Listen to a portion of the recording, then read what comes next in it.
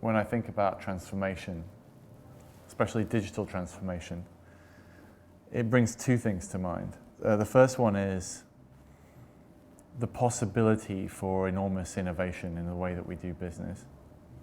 But the second one is the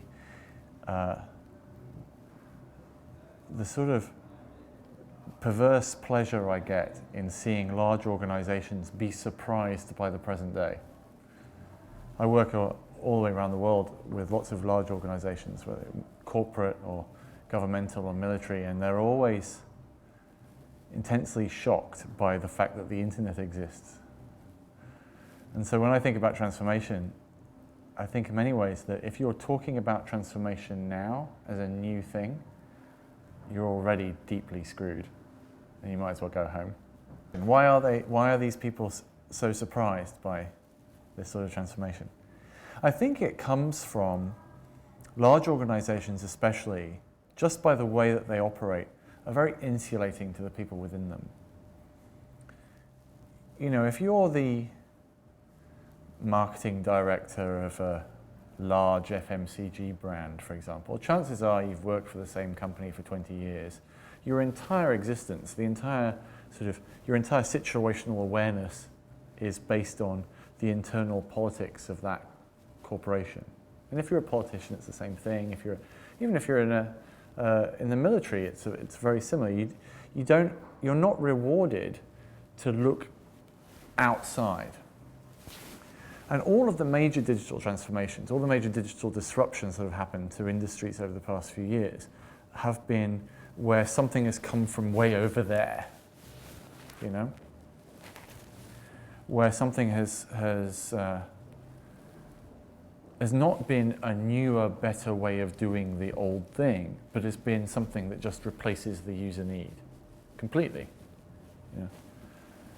And so if you're somebody who's in charge of an organization and all of your resources are dedicated in going in that direction, you probably won't notice the strange shaped thing coming from over there. And so I think that's why it's a surprise to them, is because they're just not capable, and through no fault of their own, but most people are not capable of just seeing weird things out of the corner of their eye.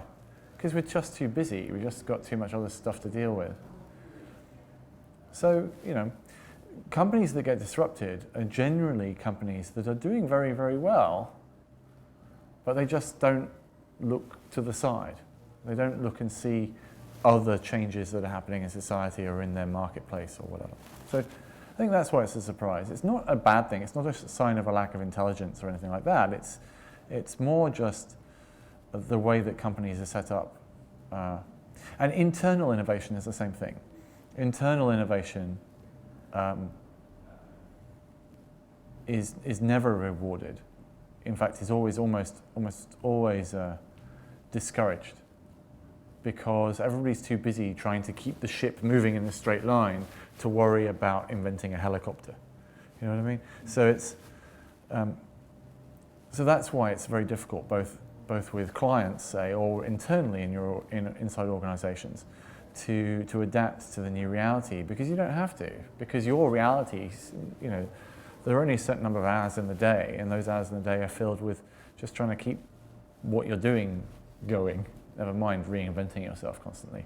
Because constant self-reinvention is absolutely exhausting.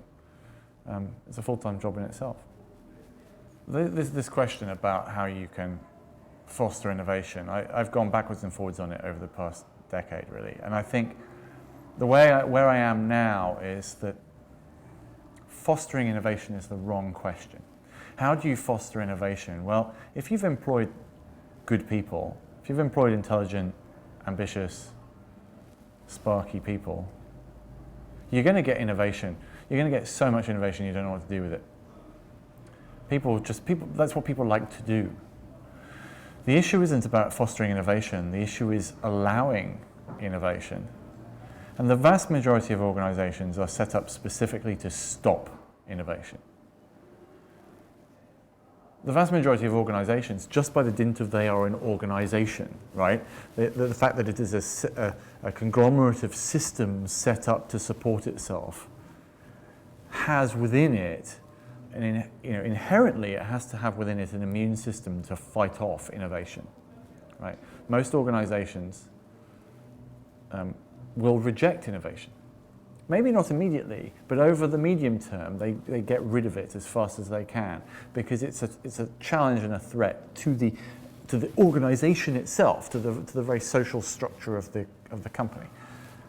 And so the question isn't so much how do we get innovation.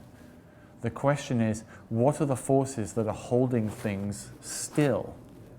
You'll always have pressure of innovation. Your employees, your agencies, your whatever, will always want, your customers especially, will always want to push you to change. It's not a matter of encouraging that, it's a matter of working out why that push to change isn't happening and then removing those barriers.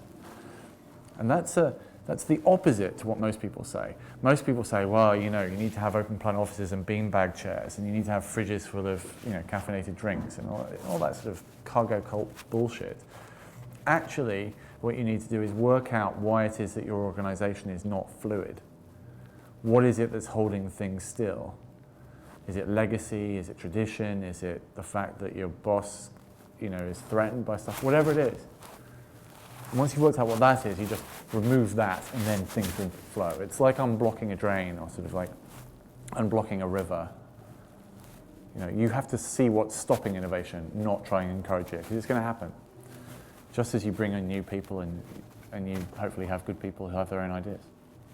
When we talk about technology and technology-driven disruption in the Silicon Valley sense, right?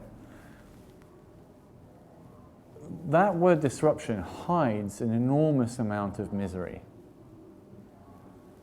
Yeah, digital photography put Kodak out of business. It's an example I'm going to use in my talk later today. Hugely disruptive, massive social change, etc., etc., etc. Created a whole new culture.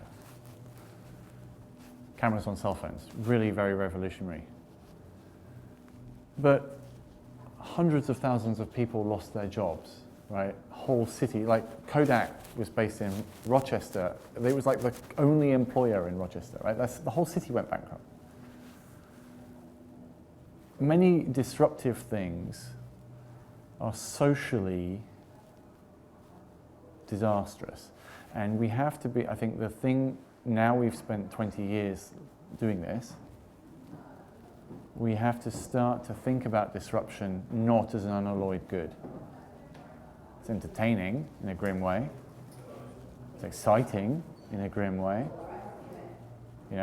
All that. But I wouldn't be gleeful about disruption anymore, because an awful lot of it encourages huge amounts of inequality, huge amounts of personal suffering, huge amounts of pain, and so on. And so, yeah, we're going to see a lot more of it.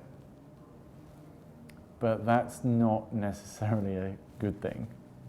And I think that many people, even the youngest people who are watching this, will at some point in the next 10 years